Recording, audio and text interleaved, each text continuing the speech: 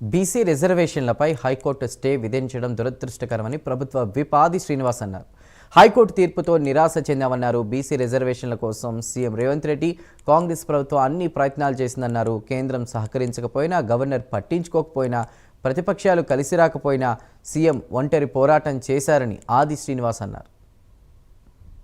Congress party ప్రభుత్వం,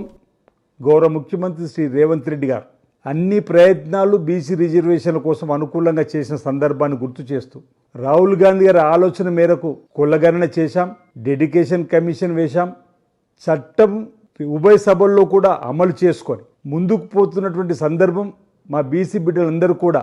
నోటికాడికి వచ్చిన బుక్కను అందకుండా జరిగిందనేటువంటి బాధతో ఉన్నటువంటి సందర్భంలో మాట్లాడుతున్నటువంటి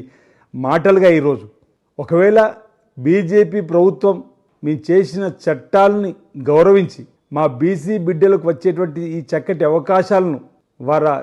షెడ్యూల్ లైన్లో చేర్చిన ఈరోజు ఇలాంటి పరిస్థితి ఉండకపోనేమని ఒక భావన సందర్భంగా వ్యక్తం చేస్తూ ఓవైపు కేంద్ర ప్రభుత్వం పట్టించుకోలేదు మమ్మల్ని, మరోవైపు గవర్నర్ గారు కూడా మమ్మల్ని పట్టించుకునే సందర్భంలో రాష్ట్రపతి గారిని మా ముఖ్యమంత్రి రేవంత్ రెడ్డి గారి నాయకత్వంలో కలుస్తామంటే కనీసం అపాయింట్మెంట్ కూడా ఇవ్వని సందర్భంలో మేము ఎలాంటి నిరాశ నిస్పృహలకు పోకుండా ఈ రాష్ట్ర ప్రభుత్వం చేతుల్లో ఉన్నటువంటి అన్ని లక్ష్యాలను ఒకటి తీసుకొని ముందుకు పోతున్నటువంటి సందర్భం